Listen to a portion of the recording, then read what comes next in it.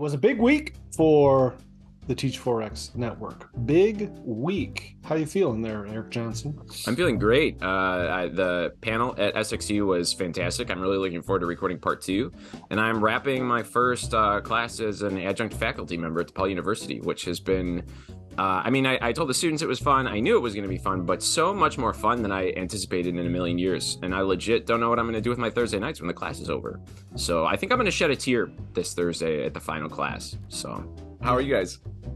I'm doing terrific. It was a big week for Teach4x for work. It was a big week. So, like we say, we don't like small talk, Jess. We only do big talk around here. So we only do big weeks with Teach4x and with work, that's for sure. How are you doing, Miss Warache? I'm good. I just completed a full vegan week for the first time in over 3-4 years. Wow. Which is pretty cool. But yeah, I felt really great after the SXU panel. I was pretty jived up. Since my parents live so close to SXU, I went over. I'm like, Ama, Appa, like I did a good job. And they're like, wow, you look nice. This is like the first time we've seen you look nice in a while. And I was like, thanks, guys. So that was really fun. So yeah, it's been a good week. Really good week. How about you, Fire? Great. I got nothing going on. I'm just living the dream.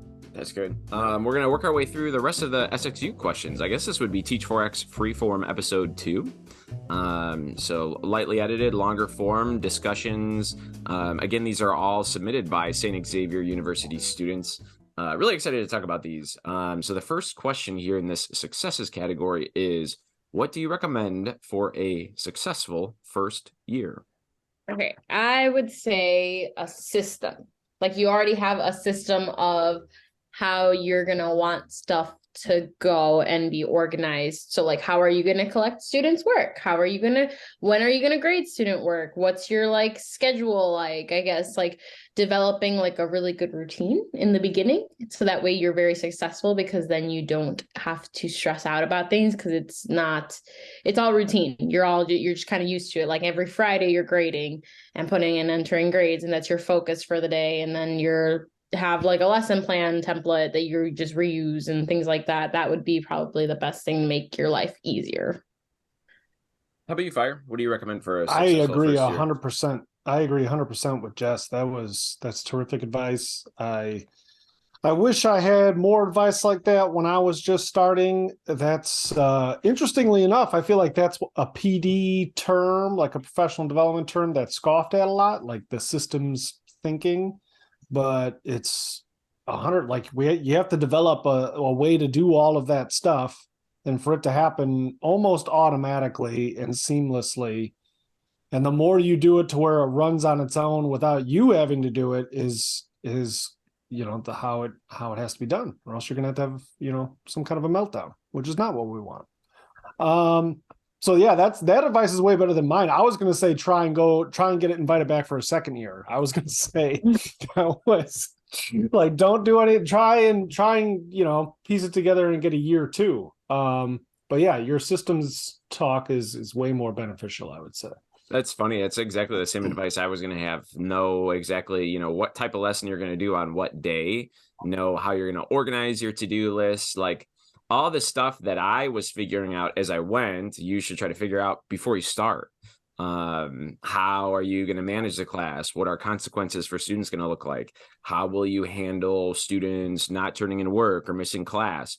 You should make like some sort of enormous mind map in advance of the year, I think, and like try to brainstorm what questions, what situations you will run into, and then how will you answer those, and just have those systems and structures in place. So I think it's kind of interesting, actually, that, sometimes the three of us have very different thoughts, but we are all united on that one.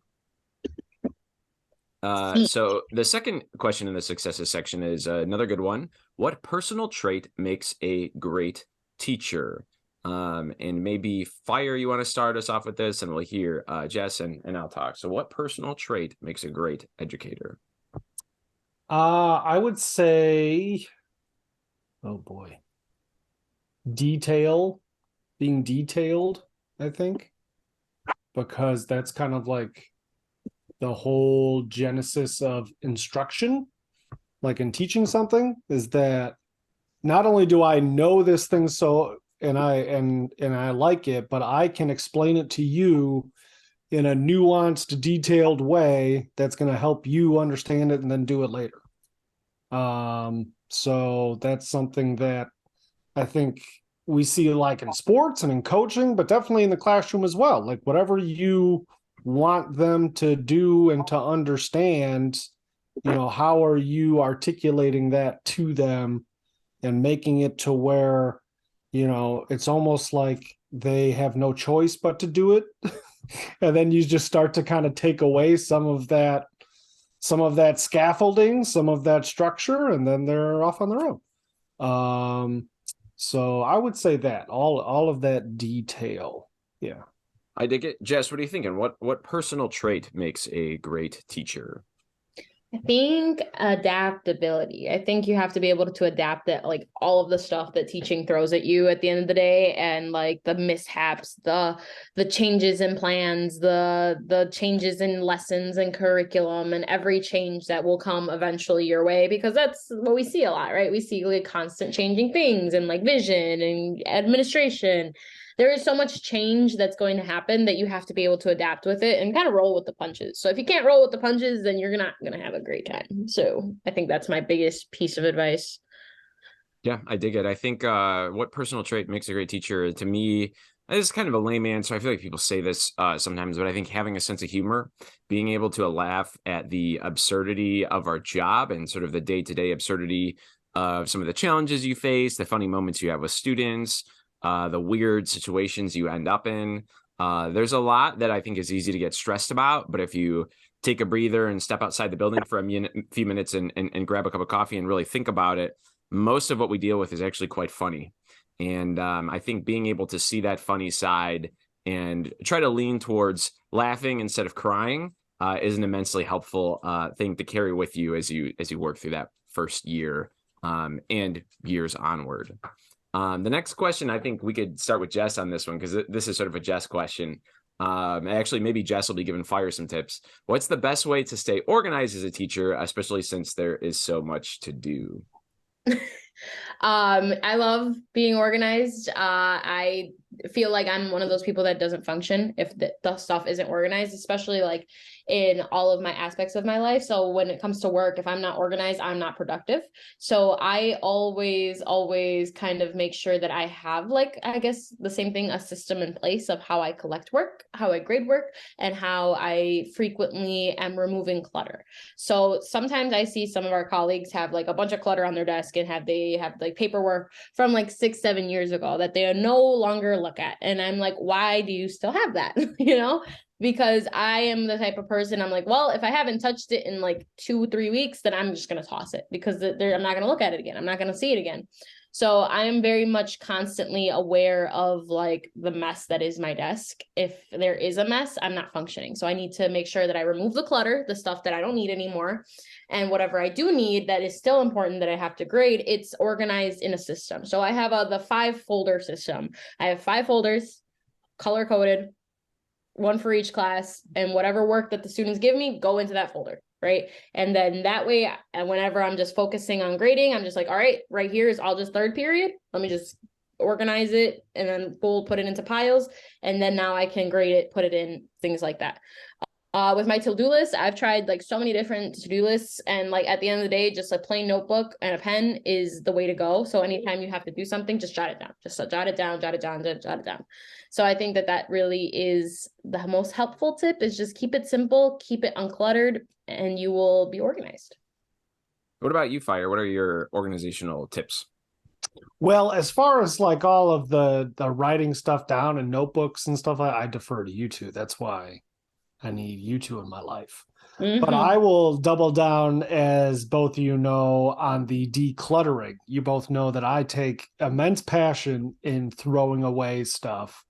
And I really enjoy tackling the bigger and the older it is, the more that I enjoy ejecting that from the building.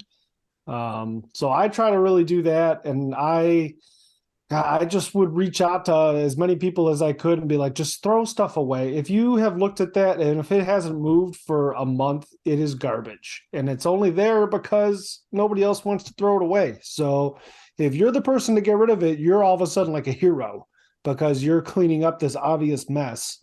And it's just, it makes you feel better. It makes everybody feel better. I did that Friday night. I was doing that. It felt so great.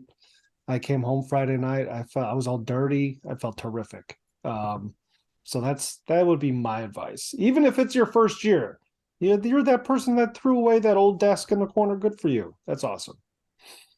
Yeah, I agree with everything everybody's saying. I'll mention two pieces of reading that I found immensely helpful for this type of stuff. David Allen's Getting Things Done, and then Tiago Forte's Building a Second Brain, which was originally an online course. Now it's a book.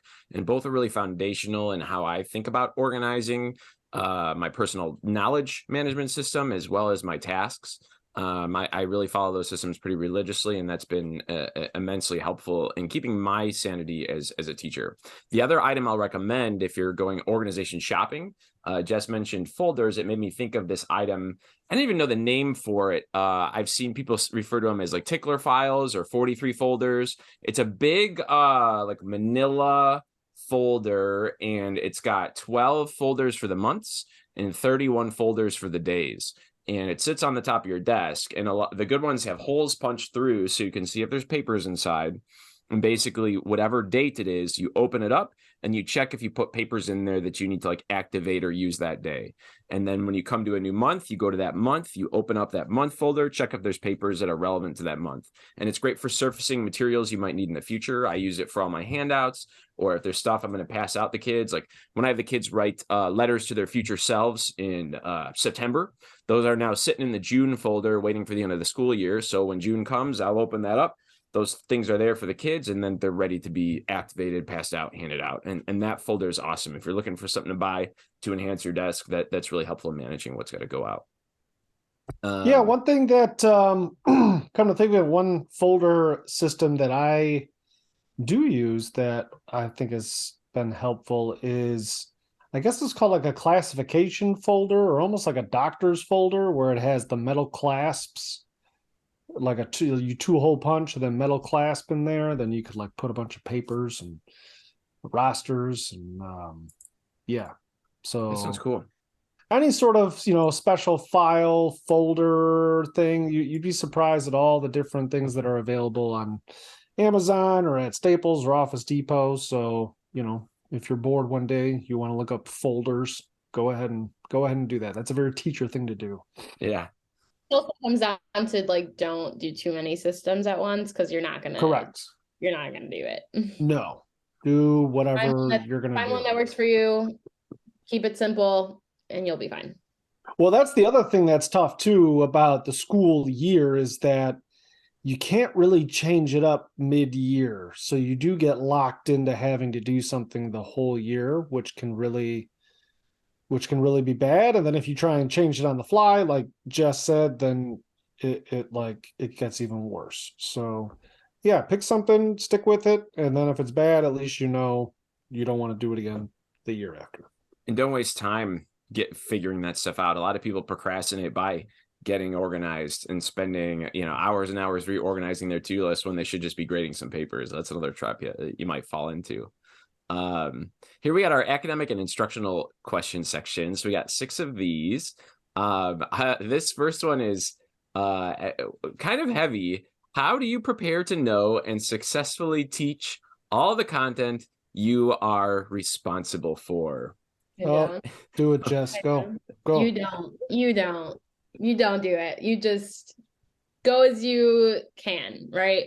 I think that was one of the things I was most stressed out about. I'm like, what do you mean I have to teach world studies and teach every single aspect of world studies and every point in time? And that is impossible, especially for a 9th grade course. You're never, ever going to do and teach every single aspect of world studies ever.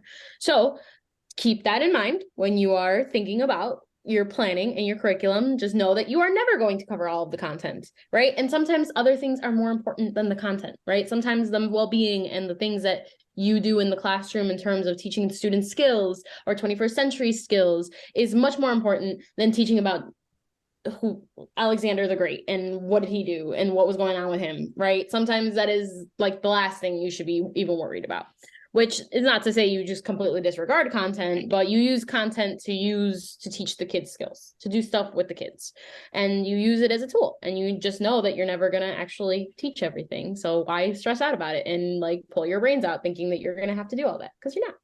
And it's really hard too, depending on your school. I often find myself doing a bunch of preparing over the summer, and then the school year starts and I have a program change and suddenly I'm teaching all new classes. That was the story of my first year teaching, is I spent all summer teaching myself world studies, world history. And then when I got to school, I was informed I also was going to be teaching U.S. history. Now, I know some U.S. history. I'm somewhat of a history guy. I'm a history teacher, but I wasn't prepared to teach it. And, I had 4 days to figure it out. And that's, I think, a very common story. And I think you should just be ready to that. And that's where, Jess earlier mentioned adaptability, prepare to be agile and adaptable when it comes to the content that you're sharing with students. What do you got on this one, Fire? Yeah, just to build off what you said. Yeah, I mean, well, first of all, I've had my epic battles about content and stuff like that. And I've retired those battles. I have my battle wounds. I have scars from those battles. And, I may never be the same. I've seen things that I can't even describe to you from people arguing about the War of 1812. So, but yeah, I just agree with what you guys are saying. But to build off of that, that's why you got to focus on your systems and like your instructional systems and work on that, because that can be used in any content area, and your content area can change, but like your system of grading and organizing should be something that can be used throughout any class, and that's going to help you for anything. So, if you find yourself, I did 3 months worth of PowerPoints for, U.S. history, and now I'm not teaching it anymore and I'm bummed. That's why you should be focusing on other things. You should be focusing on, having these practices and these routines that you could do in any class. I think that's great. What do you do to help students that are 1 or 2 grade levels below get to grade level?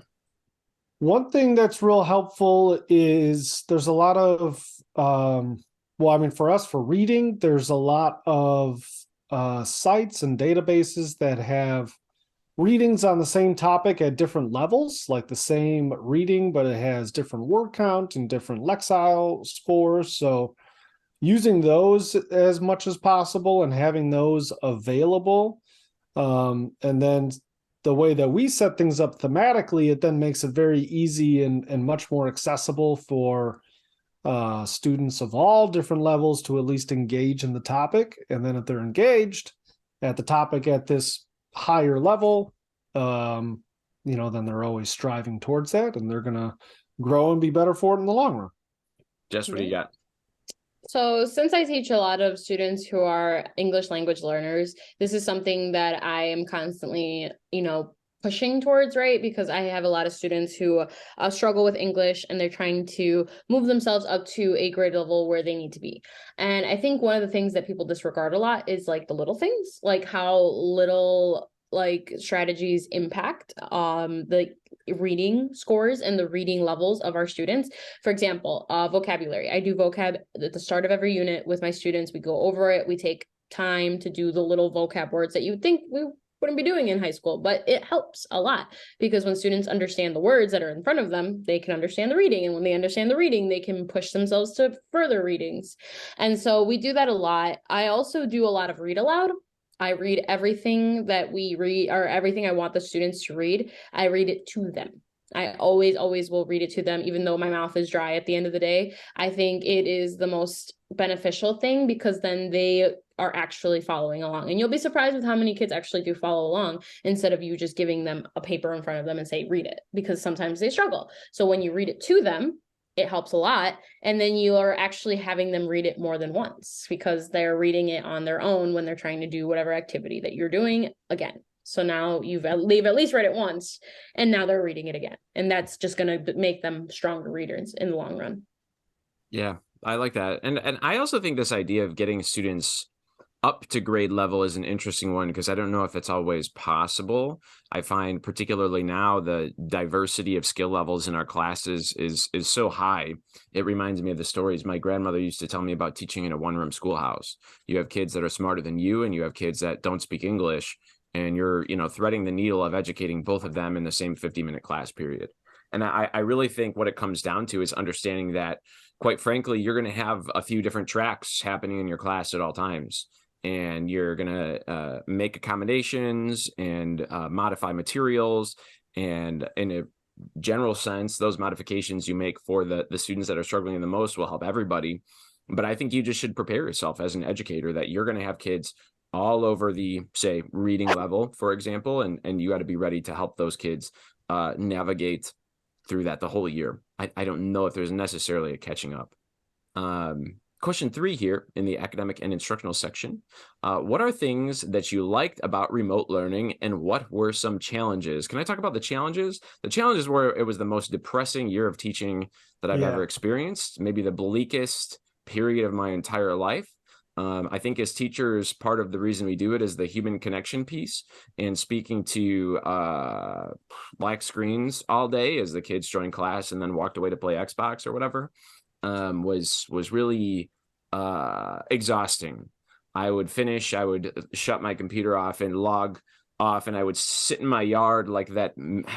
It's a meme of one of the guys from the Narcos show sitting in like the empty swimming pool. Pablo Escobar. Yeah, so I look like Pablo Escobar in Narcos sitting in the empty swimming pool. I just sat in my yard, I stared at the sun.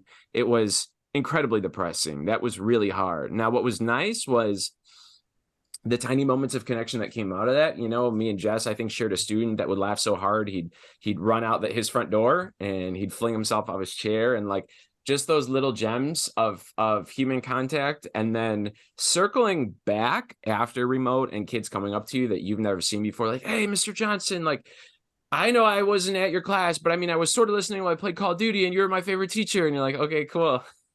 I think those little pieces of contact were nice. But it was hard, man. It was really hard. Jess, you were saying something. What do you got for this one?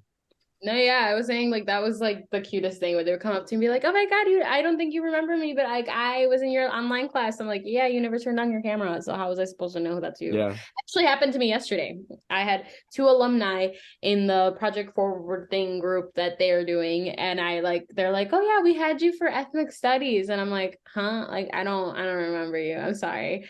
And I actually had that happen to me when I went to go pick up a churro order at churro. The employees was like, "Miss H?" And I was like, "Hi." And they're like, "You don't remember me, but I had you in remote. You were so nice and funny." And I was like, "Okay." I was like, "Okay, sounds good." Like, oh, I'm so glad. So it kind of did suck because like those connections that I could have made with those kids, like they were kind of like very superficial. So I wish I could have actually been able to make those relationships and connections with those kids, because sometimes I see them and they're like so like, I don't know, it's weird. What about you, Fire? How was your experience in remote? What did you like? What was challenging? I mean, it was just so I don't know, unremarkable. Like everything just kind of stank. And I guess what really stands out to me is the role technology has and like continues to play, but how we all kind of feel differently about it now. Like I would have thought that it would have been better. I would have thought student performance would have been better. Like I would have thought it would have been okay given the technology stuff, and they're into technology. Oh yeah, but that was so wrong. And now like putting tech research stuff in front of them or like a laptop in front of them is so depressing.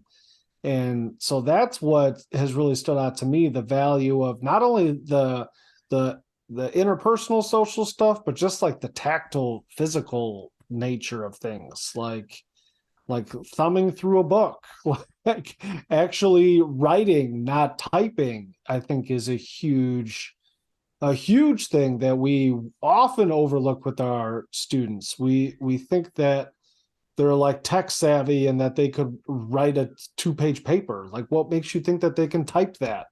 What makes you think that they can type that? Like, what?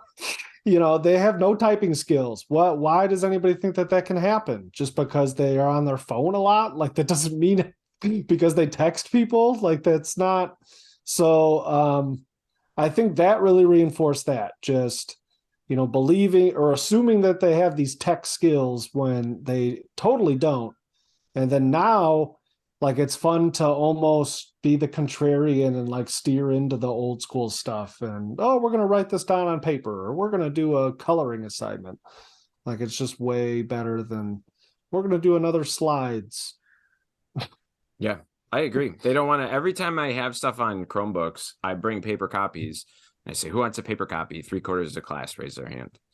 Well, and that's what's messed up is that over the pandemic is like, we made this, okay, we knew it was coming, this like transition to digital curriculum. So here it is. And now we're going to do it. And then when we get back, we're going to have it. We're always going to use it. And then we got back and all the kids are like, my soul is leaving my body and this sucks. And I just want to write something down with a pencil. Yep. Yep. Absolutely. Here's a good one. This is interesting too. I'll be curious at everybody's thoughts on this. Another academic and instructional question. When making lesson plans, do we make the long-term, say year-long plans over the summer? No. So I assume that's unit planning, really, like with the big picture stuff. Are we thinking about that over the summer? No. I can say no. I mean, no, because you're gonna make a bunch of nice stuff, and you'll come back, and your program will have changed. You gotta have a new schedule. So the only work I do over the summer, and maybe I shouldn't say this out loud because as teachers, I think a lot of us like to complain, like, I spend so much time preparing over summer. I make the first like week and a half of school, and that's SEL stuff that I do in all my classes, because I don't know, the last like 3-4 years, when I start the year, I've been given a different class. So this way I have stuff that I can use in all my courses. The last day of that SEL week and a half or so is going over the syllabus. So once I get to school and confirm what my classes are actually going to be, I'll update the syllabus. But then after that, no, I'm not really thinking about any of that stuff over the summer. Do you guys, just as saying, no, Fire, do you do any of that? I did once August rolled around, usually.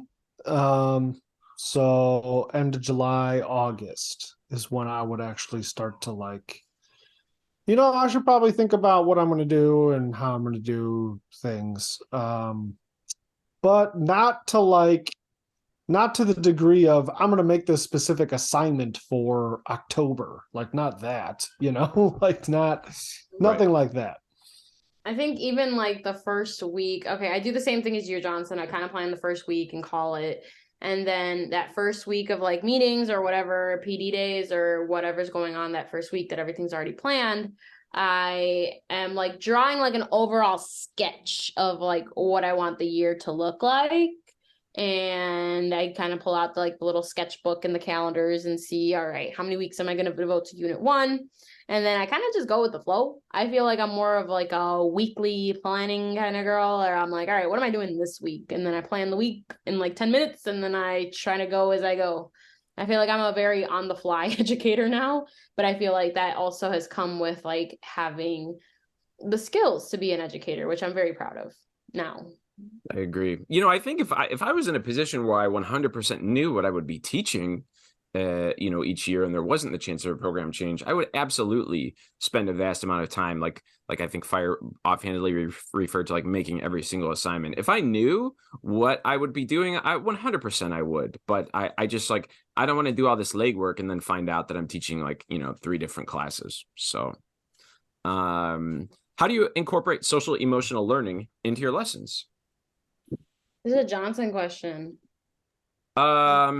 Well, I mean, I have like a beef, Fire ranted in the last one. I could rant about this, and I'll try not to rant too long. I mean, I when I think about socially more emotional learning, I really think of it as like just the core of what happens in your classroom. I think in some cases, I hear people talk about SEL stuff and they're like, I added an SEL component because I asked my students to think about how they would feel if they were in the shoes of this historical figure. And I mean, I guess, yes, that counts, but I don't know. I've never seen students really engage in that type of thing particularly authentically. When I'm thinking about social emotional learning, I'm thinking about from the second you enter the classroom with the students at the start of the school year, doing the work to demonstrate that you know them, that you care about them, that you want to know them, and then baking that into the theme of your entire school year and making sure at every point the students feel attended to and cared for, and that you're interested in them.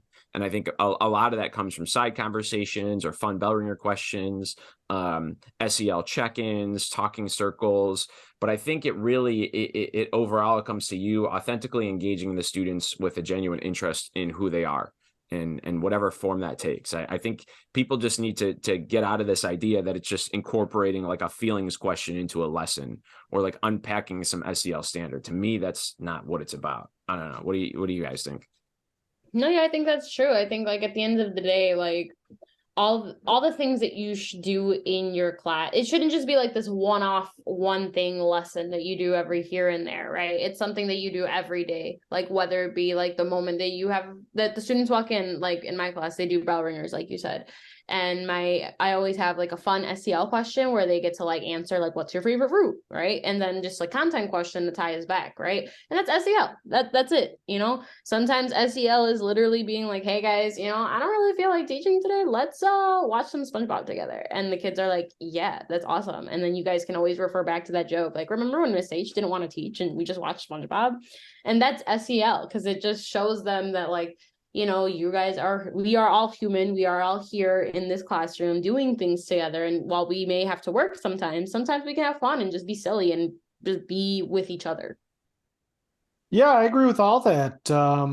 One, if you are looking for kind of an easy history one-off emotional question thing that you want to add to your assignment, I like to use the emotions wheel. It's like that graphic that has all these different, maybe 50, 60, 70 different emotional descriptors, just because it's good for the kids' vocabulary and it helps kind of build their emotional vocabulary. So at least we can get beyond like, oh, he was sad because, they were mean to him, and at least get a little deeper to like, some deeper emotional terminology could help expand their vocabulary and lead to somewhat of a more interesting analysis. So that's an easy one that I do. If you're looking for the how the history character is feeling, that's a way to kind of juice it up a little bit. That's cool. Here's our last academic and instructional question. And this is an interesting one. I had a whole session of my graduate course on this where I worked with my students to talk about it. For high school educators, how important is content area knowledge in comparison to knowledge of educational practices and strategies? I definitely think it's secondary. I think like at the end of the day, like it's not as important. Like I'll find myself learning about the Cold War like 20 minutes before class starts, but as long as I have like my instructional practices set up for the day, then it's all good. It's all good. Like at the end of the day, if I don't know every question that the students throw at me, I really don't care. I tell them really like, hey, I don't know the answer to that question. Why don't we look it up? And so we'll look it up on the big screen. And then that kind of shows kids too, like it's okay not to know everything and you're not supposed to know everything, but you have to use the tools that are around you to kind of figure things out. So I think that it just never really is that important, which is something I probably shouldn't say, right? But I don't care. Like it's not that important. It's not as important as how you know how to teach. Yeah, I agree. Leaning into those instructional practices, like we said, just your routines and all that stuff, that's so much more important than the actual content knowledge. the kids are always going to be impressed by you being smart because, you're just smarter than them. So like Jess said, you read something about the Cold War 10 minutes ago and they're going to be like, wow, you know a lot about the Cold War. Like, yeah, I read this on the internet. I'm very smart. So It's stuck and I can yeah. relate to you. So one thing to think about with your planning is, dividing up the year into quarters, and then even dividing that up into your progress report times is, okay, I'm teaching this new subject. I'm teaching zoology, and if it's a 1 semester class, right? So I got 2 quarters. All right. So I've got, 4 different checkpoints. Well, what am I gonna talk about for those first 2 weeks, and then the next 2 weeks, and then the last two, and then just kind of space it out like that, knowing that you don't have to do everything. And so that's always great advice. You don't have to teach every single part of that subject. So don't do it. I learned some applicable terms for this in teaching my class. There's this guy, Lee Schulman, and he's known for this idea of pedagogical content knowledge.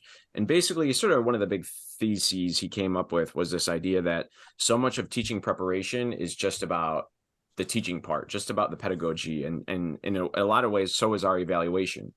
And he was arguing and trying to put forward this idea that instead of evaluating us, say, just on content knowledge or just on pedagogical knowledge or knowledge of teaching, his fusion of the two, PCK, pedagogical content knowledge, is all about basically like how we effectively teach content. So, quote, like how we blend content and pedagogy into an understanding of how particular topics, problems, I pulled up my slide, or issues are organized, represented, and adapted to diverse interests and abilities of learners and presented for instruction. And we spent a lot of time chewing on this, my students and I, sort of wrapping our minds around this, because it's a very tough topic. But essentially, it's being able to effectively communicate content. And, we may not be wizards about content. We may need to watch the YouTube video to refresh ourselves on the Cold War. But being able to demonstrate that knowledge in a way that students of different experiences and different backgrounds and different skill levels can adapt to it and understand it and find meaning of it. That's where this knowledge of teaching and this knowledge of content really come together. And I certainly agree. I think the knowledge of teaching is most important, but I think something that we don't necessarily even appreciate that we do is we are able to blend our understanding of content into teaching. And that's what separates us as teachers from, like, I don't know, just my brother. My brother loves history. He knows more about history than me, but I don't know if he could teach a class. He'd probably fight a kid. But beyond that, we as teachers have this knowledge, this PCK, this ability to communicate this information to students in a way that they can actually learn from it. And I think as educators, we need to get more props for that, because that's a really big deal. So last section here, we got questions specific to interviewing. And I think these will be pretty fun. I like this first one actually a lot. Maybe Fire, if you want to take this one. How do you make yourself stick out in a sea of other teaching applicants?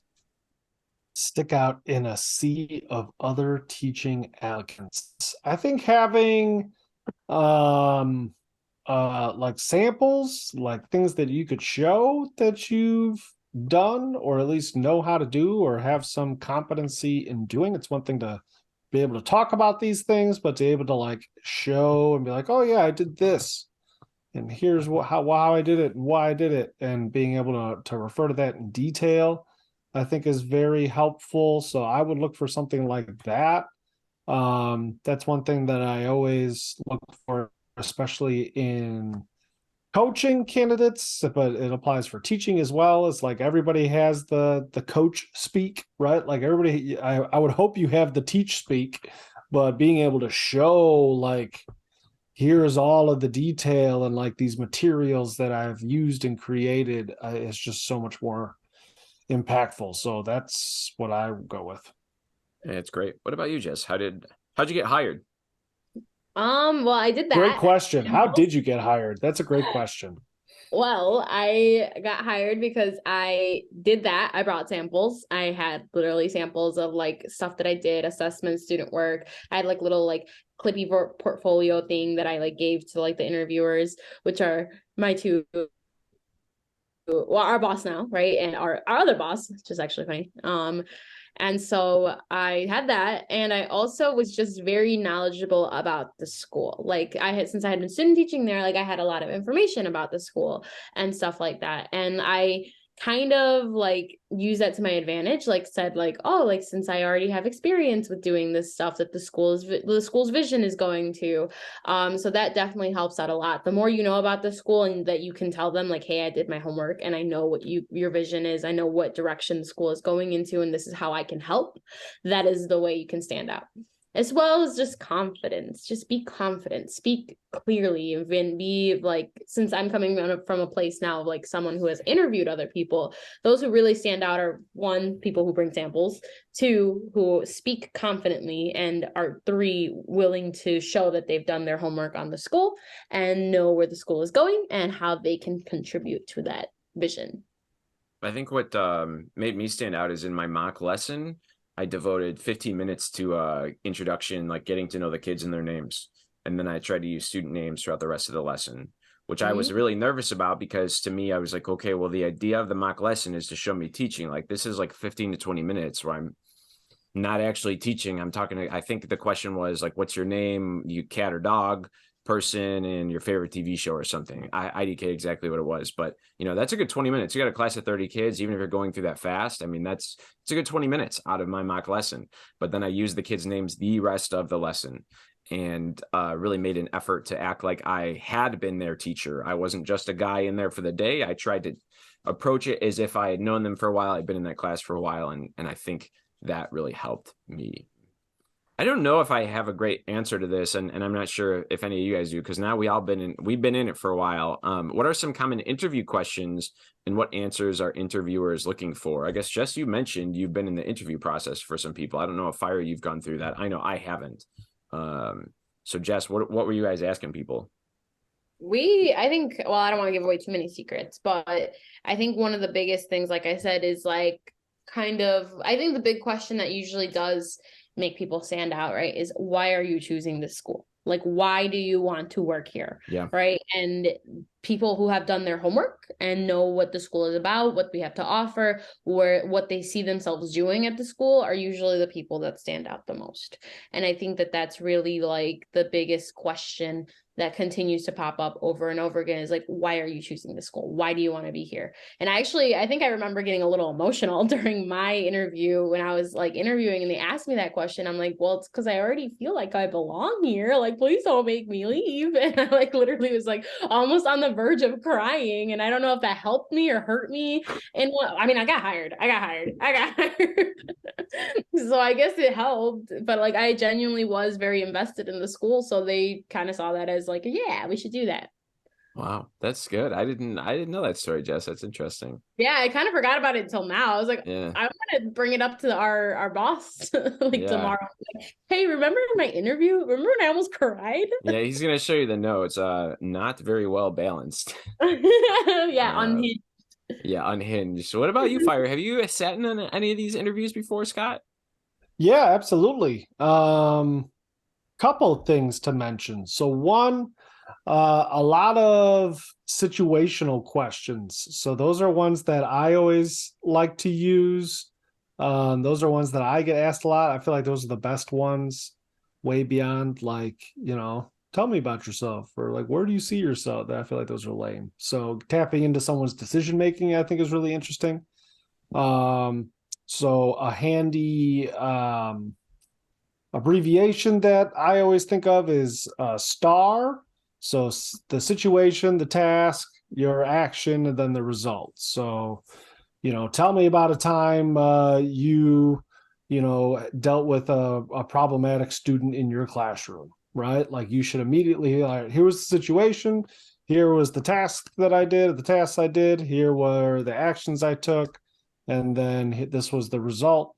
If I had to do it all over again, I would do such and such differently. So, that shows so many different things. That shows that you have experience, that like you've actually thought about it and reflected on it, and even, have a way to maybe improve upon it going forward. So, and sometimes that can include kind of like a screw up. I feel like sometimes it could be like, look, here was the situation, here was the task, here's what I did, and I kind of went a little south. So next time, I would really focus on doing it this way. I think that that's very important to show in an interview in a confident way. You could say it confidently, like, hey, this is what happened. We forget sometimes that we are paid in many ways to make decisions, right? Like, we are there in the moment. We've got to make a decision on what to do. And, we're going to do the best that we can. And the best that we could, ask for as professionals is that going forward, maybe I would just tweak it a little bit. I would do something a little different. So I'm always on the lookout for those. A big interview tip, something that I found very off-putting in interviews, is be prepared for people to write down everything you say, which is really weird. Like, because you might not have someone looking at you like a conversation. Like, they'll literally just be writing down everything that you say, and you're just talking, which is kind of awkward if you're not ready for that. So be prepared for that. And then the other if you're with two people, one person writes down everything you say, and then the other person just stares at you. Yes. And just looks at you to see what you do. So, be prepared for that, because that could be very awkward. Yeah, my only thought on this question is actually, I'm looking ahead here, relates to the next one. I'm just going to jump to the next question, and it's, what are some things to avoid saying in an interview? And my main thought was, and I this just popped in my head while you guys were both talking, is just avoid being inauthentic. Obviously in an interview process, there's a little bit of like interview speak that I think we're all expected to engage in. It's kind of like a first date, but at the same time, I think it's really important to let your authentic self show through, right? Fit is important, and you're interviewing them as much as they're interviewing you, and I think it's really important that both sides get a barometer of if that fit is appropriate.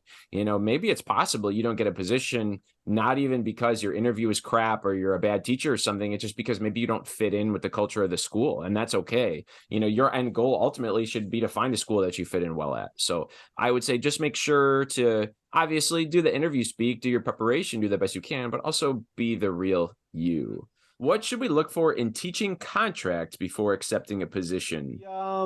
What are the health insurance differences? So that's one that there's usually a great deal of difference between districts, because it's an easy way to save money or to kind of add more benefits without it being related to salary. So some schools might be, you only pay 5% of the health insurance premiums. Some might be over 10 or 15%. That's a 10% difference in your pay. So, those are things that you could look at beyond your salary. What is the salary schedule? Do you get, is there a pay bump after 15 hours of graduate work, or do you have to get a master's and then you get a pay bump? So a lot of things like that. What are coaching stipends? You'd be surprised what the detail that will be present in those contracts, and they're pretty easy to find too. So just look at like whatever district you're applying to, district whatever teacher's contract, and then you could start to thumb through it. How do you know the school is a right fit? The vibes, they're there. The vibes, they're there. I mean, I go ahead, Jess. You just kind of like look at what programs they have running. You look at like what's going on. I guess the more research you do on the school and the more you kind of like stalk them like Erik did, the more you get a feel for like what the school is like. And so then if you go in there and you talk to people and you're like, hey, like, I'm interested in maybe applying here. Is there anything you could tell me? And then just by talking to people, you can kind of get the vibe and be like, this place is miserable. I don't know if I want to be here. Or this place is great and these people are awesome and I want to be here. So I think that really helps. Yeah. What do you got, Fire? Yeah, definitely make your way into the building and talk to people. Yeah, talking to people is always a good idea, because they'll give you the, like Jess said, they'll give you the like, hey, what's it like working here? And they give you the, oh, sure. I can't talk about it right now because they're listening to me. Be like, Yeah. all right, I don't think I'm going to apply to this place, even though, it has great test scores. It seems a little awkward. So yeah, you got to make sure that you make your way into that building and see what the climate is like, right? The climate and culture, words that are used all the time. But you got to make sure that you get in there and get a feel for what's going on. Yeah, I agree. The more time you're in the building, the better. And I think it should feel like it did when Jess was student teaching in our department. It felt like Jess was an employee. Normally when student teachers, we've hired a bunch of student teachers, and a lot of times, they start the next year and you're like, oh, you're almost surprised. You knew they got hired, but it's like, oh, hey, you're here. Like, good to see you. Cool. I don't know. Jess's first year teaching was like, felt like nothing to me because I just thought she already worked at the school. It was funny when I went to go like decorate my desk because I'm cute like that and like was decorating my desk. They're like, "What the hell are you doing? Like, didn't you already like do this?" And I'm like, "No, like now I'm for real here, guys." Yeah. So you want to feel, and I'm sure in your position, Jess, like as you were student teaching, you already felt like you worked at our school, right? So I think that's the feeling you really want to have. Cool. Yeah, I mean, I was confused. I was like, why is this junior student decorating a teacher's desk? What's going on? Yeah, and why is she screaming? Why is she screaming? Right, and why is she yelling at children? Why? I'm very confused. What is happening? Right. And why is that one coworker yelling at her back? Yeah, I don't understand. I'm very confused. I'm so Yeah. confused. There's But like then you get oh. a busted wooden sign that reads "Possum Den." Right. I should get one of those. Right. Get a possum sign. Wow. Well, who's gonna end this before my dog kills me? Thanks for listening. Please rate and review us on Spotify and Apple Podcasts. If you would like to get in touch and ask us a question, you could do so via Spotify, or you can shoot us an email at teach4xcontact@gmail.com. You can also find us everywhere on the web and support us on Patreon by visiting www.teach4x.com. Excellent. All right, everybody, have a great week. We'll catch you later. Yay. Bye.